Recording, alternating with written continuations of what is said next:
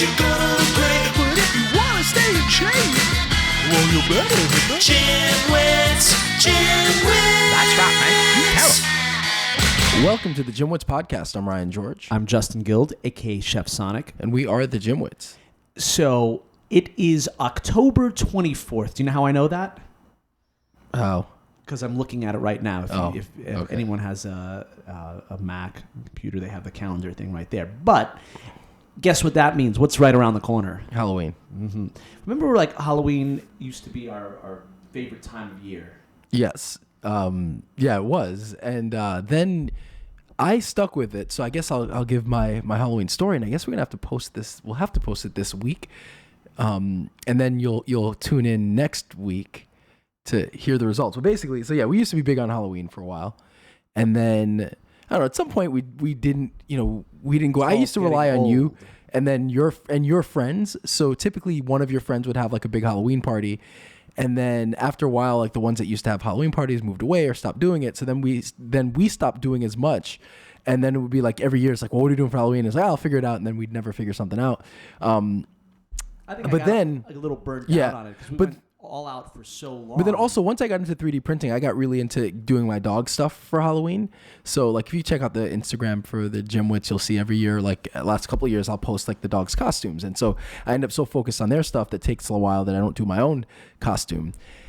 And then the last couple of years, I've been more like, okay, dog costumes and Comic-Con and not thinking about Halloween. But anyway, so we do the dog contest every year. And the last couple of years, like, I don't know if I've talked about it before, but I think I've had the best dog costume. But it's always the biggest, like, what ends up happening is I don't place because they don't really, it seems like the people with the biggest, like, set piece, they're the ones that win. So, like, or place. So, like, one person had, like, a big candy shop and one person had a big, like, a fish tank and the dogs were fish. And there was one that was, like, a New York City, one of the double-decker buses. It's like those are the ones that win. So I was like, well, screw this. I'm going to do a big set next year. And, and so I'm doing that. And that's so now with and then to make this story more interesting is, so the Tompkins Square Parade is the big one in New York every year. It's always covered by tons of media. And in August, they announced that the parade wasn't going to happen. Basically, there was some issue with insurance, and it was a little complicated, but something to do with insurance and not being able to put it in a person's name, and not wanting to take them. Whatever the case is, they canceled it. And then at the last minute, some combination of a woman that is kind of always participates or a co-host, and someone at ESPN and a councilwoman and ESPN itself donated money. All of a sudden, last minute they saved the Tompkins Square Dog Parade, but instead of being at Tompkins Square Park, it's at another park all the way downtown.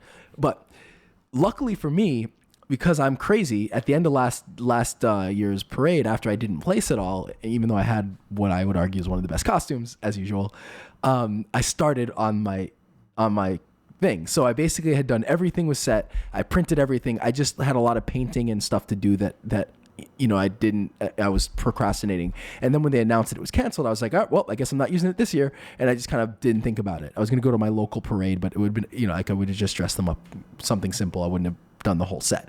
So once they announced it, that basically gave me week and a half to prepare for this. And so it's been a mad dash for me to be ready for this parade this weekend. So I guess we'll release this week so that then I can discuss when we record next week, whether or not I placed with my massive crazy set. And you're going to have a leg up on everyone because you started preparing last year. So you got to think. So they've only had a week or so to prepare. Here's the thing. You got to wonder, like, as far as everybody that's part of this whole program. So right? You're going to win, but there'll be an asterisk next to your name. I don't care. So yeah, that's the thing. Is like, first off, I know a lot of people actually. Some of the winners travel. Like I think one of the winners traveled from Texas or something, somewhere far. So people do travel to get to this parade, so you wonder, if it was announced in August, how far in advance were they working it? Were they like me? Did they work on it way in advance? Do these people go to multiple parades so they just happen to have it? Are they going to make the trip? But yeah, you would think that with a week and a half, it'd be really hard to put together some elaborate, crazy thing. So in a way, I'm like, well, maybe I do have a leg up. It's last minute, so there'll be smaller crowd. I don't care. I just at this point I want to win it, and it's kind of cool. Like ESPN's covering, and I don't care to. No, well, I do want to win. You have that championship ring. No one questions anything. Yeah, exactly. Just like you have the ring. That's all that matters. Yeah, exactly. So we will see. To be continued, I guess. Definitely check out our Instagram, because I posted pictures from the last couple. I'm definitely going to post pictures from this one. I mean, like this one. It looks really good. So the only challenge is I was gonna ask you to drive me, but you're probably working that day. But also your car's not big enough, and I need because I have like 4x2 like wooden slats. I need space in a car, so my brother's actually gonna do it. You know what's funny? So my brother drives for Uber, and he drives one of those like huge SUVs. And so I texted him like, hey, I'll pay you what just I need you to meet me and drive me out there. And I had to use the Justin rule, which was. I told him, like, the thing starts at 12, and I told him that we have to be there at 11 just because I need to make sure that we're there on time. So, not that we ever use that rule with you, but there are certainly times where we could have. It makes sense. I invented that rule. I told you to use it on me. No, we used it on an old drummer in a band. Remember, what was his name? Curtis. Curtis? We had, because Curtis was worse. Curtis made you look like, No. Curtis Mr. is an interesting cat. I wonder if he listens to the show. I should see how he's doing. So I'm going to apologize to Mitch Calvert. I had lost not the interview that we did, but the intros and the outros that Ryan and I always do for an interview. I don't know how it happened. Maybe I had multiple windows open and I closed one without saving it, thinking that it was something else that I had already saved, something along those lines. So I apologize to Mitch for taking so long to post the interview, and it was because it was a really good interview. I remember it, and it was an interesting topic, and certainly for anyone that is looking to transform their body to lose weight, maybe gain muscle, whatever it is, this is a great interview for you. So enjoy the interview with Mitch. Hey, everyone. We are here with Mitch Calvert. How's it going, Mitch? It's going awesome. Thank you. So as we always introduce our guests with their title, and I think Mitch has the easiest title to remember out of any of our guests, and it's simply Mitch. So I like it. It's very down. Acronyms are overrated, I'm told. So yes, very true. So, Mitch, the first question we always ask our guests is about their background in health and fitness, and also their current regimen. Sure, sounds good. So my path is very unconventional. I went to university for a communications degree and became a journalist, and I was heavy set. And kind of by the process of getting in shape through university, I got the itch for learning more, got all the certifications, became a coach, and now I kind of pay it forward with guys like my former self who, are facing a big weight loss mountain. Wow. And trying to come down from that. So to make a long story short, it was initially my weight loss that got me interested, and now I live in the gym because it's just a part of my identity now. Nice. So I guess let's dive right in. Tell us about that, the transformation, sort of what you were, the shape you were in at the time, what you were dealing with sort of in life. And what I mean by that is, how was your sort of outlook on life when you were, what you considered overweight? How did other people look at you? How did you feel? What led to the transformation, sort of how you did the transformation, and now how you feel after? I know that is a big question, but I'm sure that you'll be able to really get to all of it. Yeah, absolutely. So it was part perception and reality, I think, how people viewed me. Because I wasn't confident in my own skin, I assumed they were looking or laughing at me when I would just be out in public, and got teased a bit in junior high and high school, and sort of hit rock bottom in gym class that senior year. When I don't think they do this nowadays. So the gym teacher brought out a body fat measurement device and had all of us stand up and grip it one at a time. And then he listed the scores from top to bottom based on body fat percentage. That's like lawsuit worthy nowadays. You would think. Yeah. Yeah. But I do owe him a debt of gratitude for that, because it sort of was my big wake up call. But nonetheless, I had the worst score among the guys in the class. And I didn't really get teased for it, but it was kind of that moment where I realized if I don't change now, I may, be staring at an early grave here. So Sure. So it took some time to sort of figure things out, and it wasn't immediate after that where I, suddenly flipped a switch and was in shape a month later. But that kind of set the stage for it. So now, do you want me to continue? Yeah. So tell us. So you talk about kind of how you blackmail yourself into losing 60 pounds. So tell us about that process and how did it work? How did you come up with the idea? Okay, yeah. So this was probably 6 months past that moment in gym class. And I was graduated now. I was working in a restaurant, eating a lot of leftovers and, no direction in life, kind of in between that year, in between university and high school. And my brother brought home a big bag of some pre-workout or some garbage product and Pumping Iron, Arnold Schwarzenegger's movie. Nice. DVD. And just the simple fact of him getting in shape, it kind of motivated me to do the same. And it was actually that movie, just watching that kind of got me motivated to go to the gym first off. Great. But the whole blackmailing component was I was big into video games at the time. And, that was my life. So I put a sticky note on my computer, simply said, if I don't lose these 60 pounds in the next year, I have to quit video games for life. And made sure I told my dad to loop him in. So someone was holding me accountable to that. Wow. And that was sort of my driving force through the ups and downs of that year. Obviously, I probably wouldn't recommend you try to force a number by the end of the year, but it worked for me. And the rest is, as they say, history. And I actually don't play video games anymore. I had no interest once I got in shape, funny enough. Now, were there any struggles throughout that year? Kind of were there points where you kind of thought, "Oh crap, I guess I'm done with video games," or was it pretty consistent the entire time? No, there was definitely some lulls and plateaus, and now as a coach, I understand that's part of the process. Yeah. But I pushed too hard at first. I was running all night, and then eating as sparingly as possible, and so the weight came off pretty quick at first. And then I hit a total roadblock, and I downloaded some various programs off the internet and enlisted a coach at one point. And through all that, it sort of finally made progress. And it was the last month where I kind of went a little crazy with things just to hit that number. But it certainly had its peaks and valleys, as any weight loss journey does. So now, as a coach, now we'll get a little bit more into your own philosophy and your approach to coaching, but I'm interested, have you successfully or unsuccessfully used the blackmail approach with any of your own clients? I tend to steer away from that, but there's been a few occasions with certain guys where it just seemed like the right fit. And one guy went so far as putting some money in escrow with his lawyer. Yeah. To go to a charity. I won't name names, but it was one that he did not support at all. And his lawyer was instructed to, at the end of 6 months, pay that forward to the charity that he did not want to go into if he didn't reach his goal with me. So it was sort of that reverse bet that seems to be work fairly effectively with people. And sure enough, he did it actually with time to spare. Yeah, I have a client. She and her husband actually had a similar thing. They were doing too much wine drinking.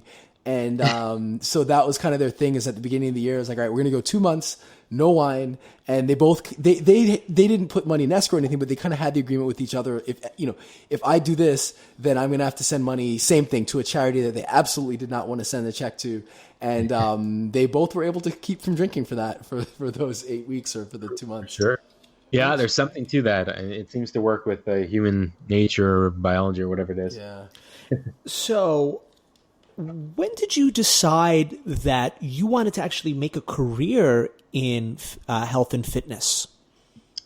Well, it wasn't like I just woke up one morning and thought, hey, I'll be a coach and put up a website or something. It was sort of just helping people through the years while I was still pursuing journalism, working full time, and helping people for free and writing a blog for free, and just because I enjoyed it, right? And I love digging into the research and getting precision nutrition certified, that sort of thing. Never with any intentions of making a career of it necessarily. And it sort of just came organically over the years. It certainly wasn't overnight. I had a blog for 2-3 years before I ever had a paying client. But it eventually just transitioned to something that's real life now, and still kind of hard to fathom that. That's great. but That's it fantastic. certainly wasn't a path I envisioned when I first set out. So now blogging is one of those areas, and even very similar to podcasting in the same way, where a lot of it's just the grind, and as far as getting successful with it, and building a base of subscribers or readers or listeners. So how are you able to kind of build your own kind of listener or reader base? Yeah, I think partly the communications marketing background. So I had some tech savvy, so I knew to kind of build an email list through your website, right? Have some upgrades within there that get people to hand over their email address, and they get on a list, and then you send them content and build that know, like, and trust. But it was reaching out beyond my own site as well that probably made the biggest difference. Right? I write for Ask Men at least once a month now, kind of a columnist there. So you kind of piggyback off their audiences, and T Nation and Muscle and Fitness and various sites like that. So the blog itself was certainly a grind, but I enjoyed making that weekly post, and I sort of committed to that. And then it led to other opportunities where I could reach a wider audience and kind of built my own audience through there, sort of thing. That's great. So now you stress simplicity with your clients, or especially with a new client. So what is your sort of approach when working with a new client or just clients in general? Yeah, it kind of depends on where that particular client is. But certainly I don't tend to steer most of the guys to calorie counting right off the bat, where they're tracking in an app like MyFitnessPal. Typically we just focus on portions, right? We give them a visual of what their plate should look like at dinner time, and then they just mix and match based on the grocery list from each column. As many options as possible I put in there, so there's good flexibility when it comes to the diet part of things.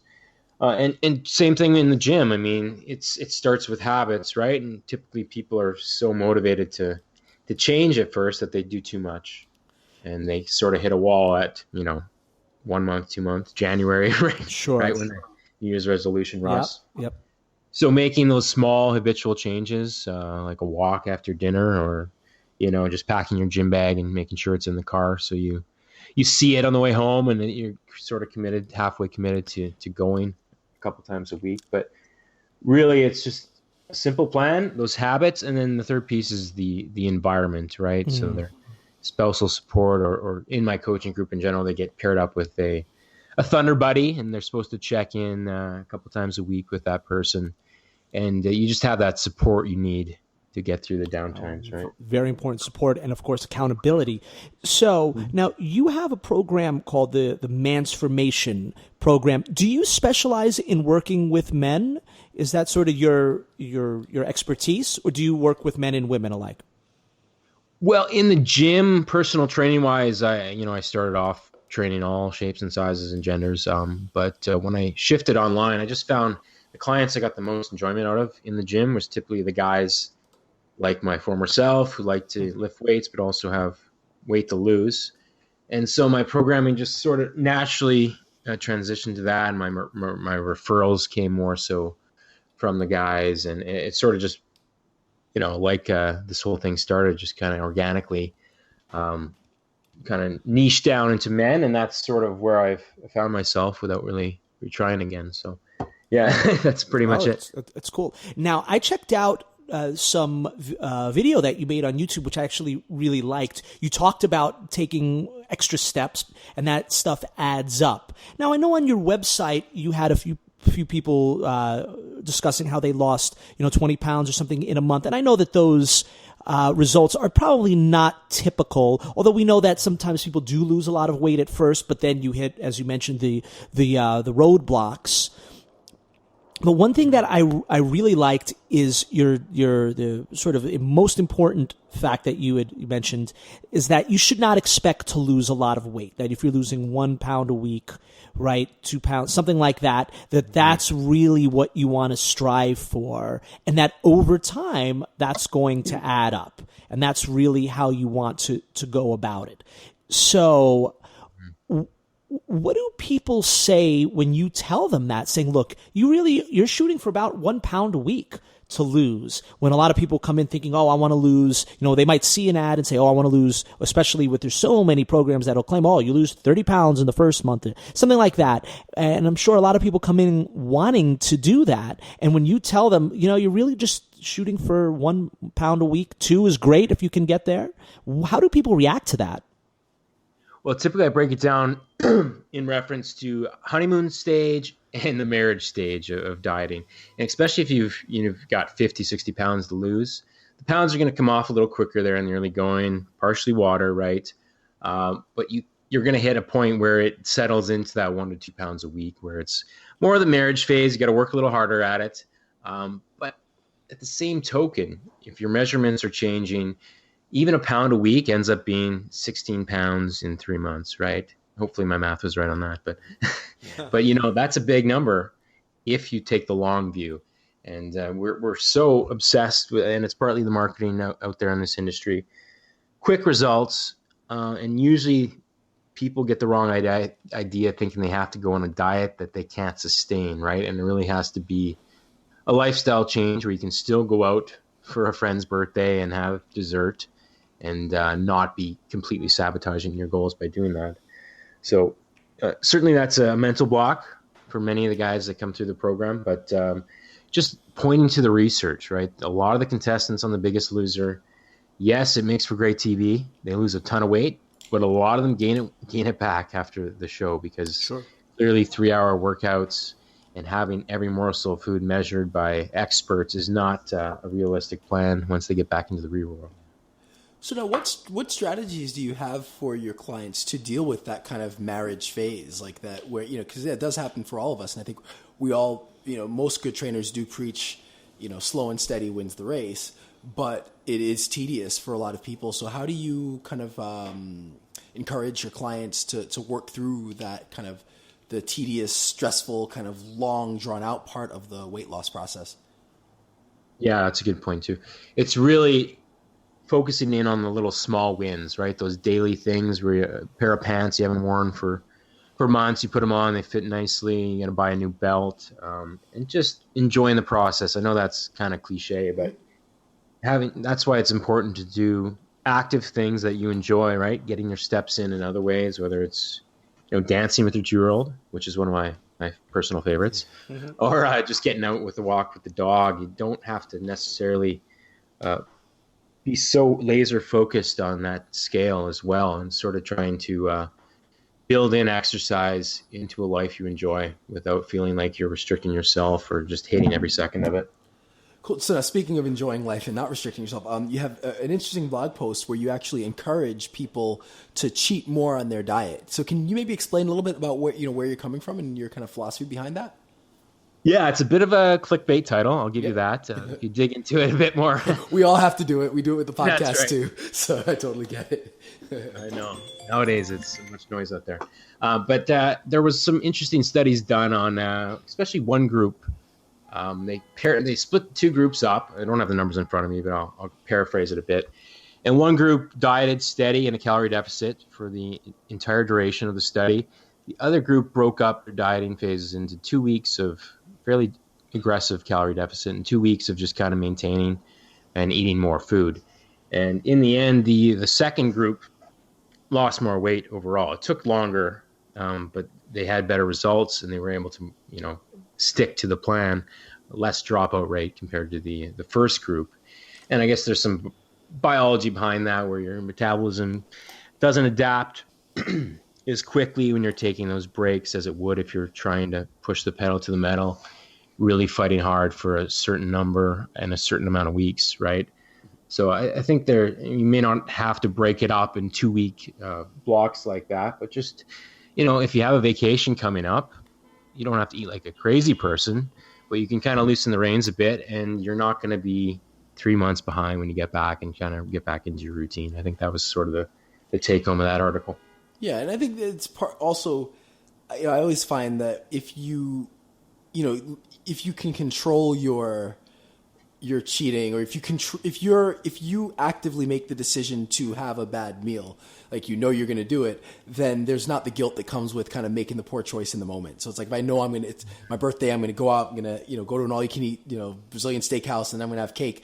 If I know that I'm doing that, then it's easier to come back, where I think you deal with the guilt and everything that comes along with that. If you don't kind of actively make that choice to do it, if you do it in the moment, it definitely becomes a harder thing to deal with. And then you tend to see people kind of relapse more if it's kind of in the moment type of a choice. That's a good point. It seems to cascade into a weak cheat if you feel you beat yourself up over that. Whereas if you take the approach you mentioned where you plan for it, it's a completely different mind shift. Yeah. So now you mentioned a lot of your clients enjoy lifting weights. What are some of your favorite exercises to do with clients for both beginners and maybe even some that have intermediate skill when it comes to lifting weights? I like the landmine. So that's, I don't know how to visualize that, but you put a barbell in a corner basically and add some weight to it, and the possibilities are endless. Yeah. But I find it's good for beginners because it can teach proper squat form, for one, because the weight's out in front of you. So you're not really getting that exaggerated lean forward because you can't. And it just automatically gets your depth in a proper position. So I like that, but you can also add challenging variations to it for someone who's a little further along, split squats or single leg lunges with it. Or you can do a squat into an overhead press, and there's a conditioning element as well as a strength training component. So that's the first one that comes off the top of my head. Certainly, I kind of like focusing on the basics and getting stronger in the basics. For many people, I think that's probably the best place to start. The gym, the possibilities are endless. So I was going to ask, what do you recommend as far as aerobic or cardiovascular conditioning? Well, I'm not one of those guys who says steady state cardio is a waste of time. Don't bother with it. Certainly, if you enjoy, walking on a treadmill, it's a good de-stressor for you. It gets your mind off work or whatever the case may be. Then it's a good thing to build that in here and there. It's good for cardiovascular, heart health.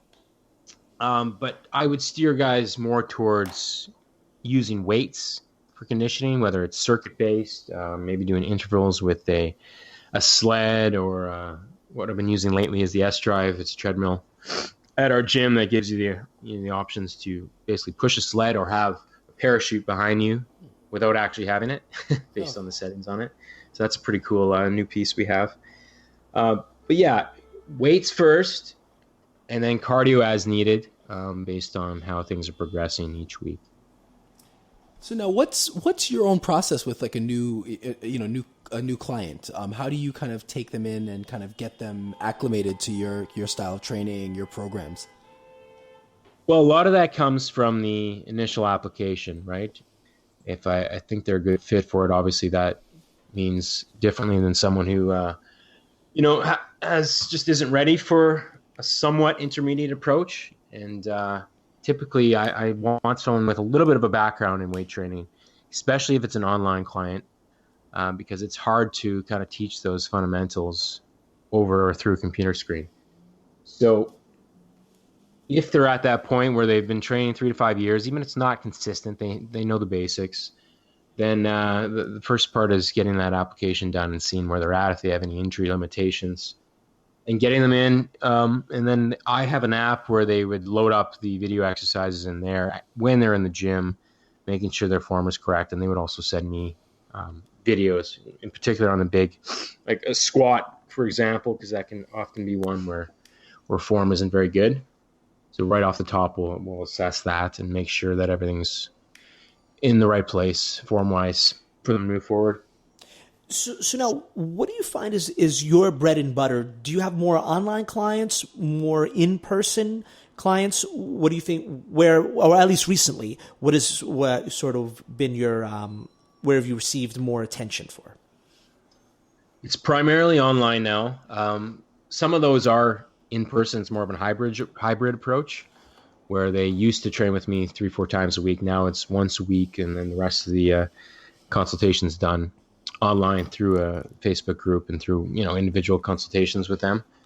So online is more where I'm not really marketing locally. At the gym I work out of, I'm not on their list of trainers anymore because I didn't want to take on any more in that position. So I work out of the home more so now. And yeah, the inquiries, 90% of them are coming online nowadays. And that's how I'm most comfortable working with people. Now, so you touched on it a little bit, but so what type of a client is like the ideal client for you? And then what type of people do you end up turning away? So it would be guys with weight to lose that like to weight train, essentially. So like my former self, where I was envisioning myself 5-10 years ago, if not more. When I wanted to lift weights, that was my biggest interest, but I wanted the weight to come off too. So finding that balance, those are primarily the guys.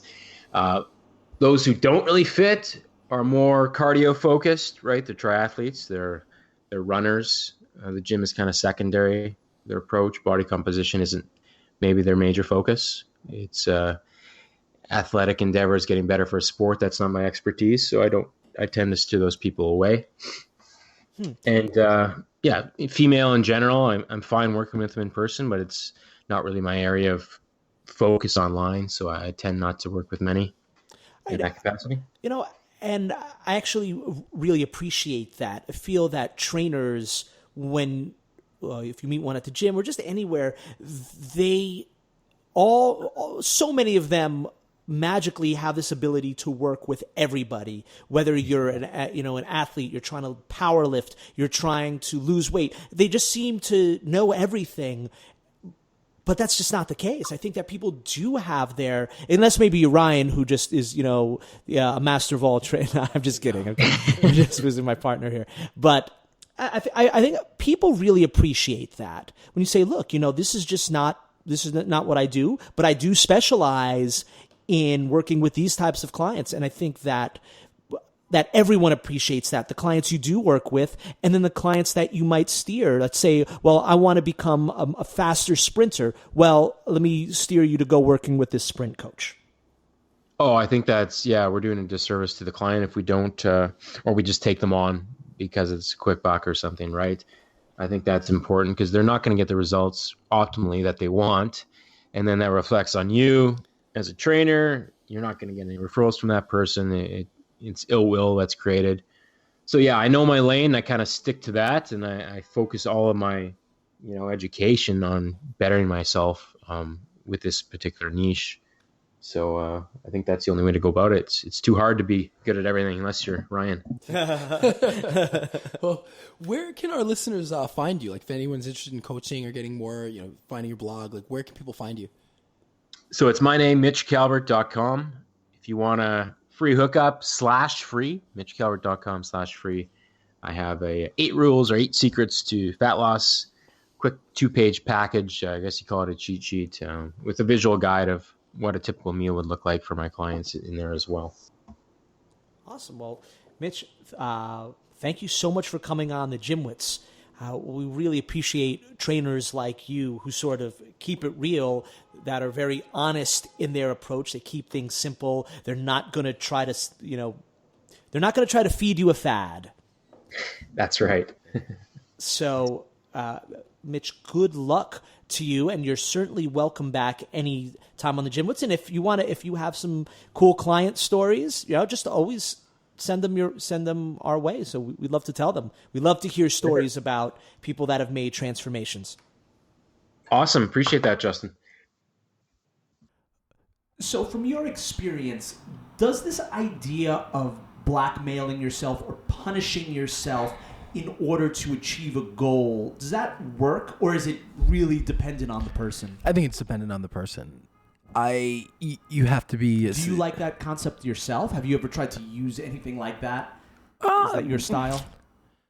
Yeah, but it's always been ineffective when I've tried it. Like, it's hard to really blackmail yourself. I think you do need accountability, so I think it makes sense if you're gonna do it, you have to kind of tell somebody and let them be in on it, and maybe guilt. So like, for example, if I were to do something like that, I might tell my wife and tell her, listen, if I don't do X, Y, and Z, I need you to, hold me accountable, tell me, remind me, make me feel bad about it.